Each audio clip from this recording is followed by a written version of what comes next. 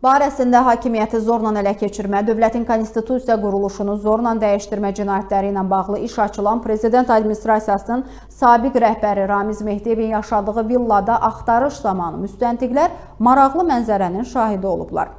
Günün Səsi Info bu barədə məlumat yayıb. Ramiz Mehdiyev yaşadığı villada otaqların birini iclas salonu edibmiş. Belə ki, salonun başında özü üçün bir kreslo qoyub və 50-60 nəfərin oturması üçün oturacaqlar da qoyulub. Bundan başqa Mehdiyevin oturduğu masanın sağ tərəfində çıxışçılar üçün nəzərdə tutulan tribuna da qoyulub.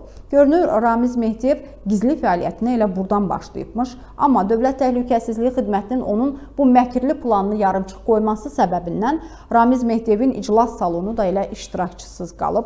Bir daha xatırladaq ki, Sabah Ali Məhkəməsinin qərarı ilə Prezident Administrasiyasının sabiq rəhbəri barəsində 4 aylıq ev dustaqlığı qətimkan tədbiri seçilib.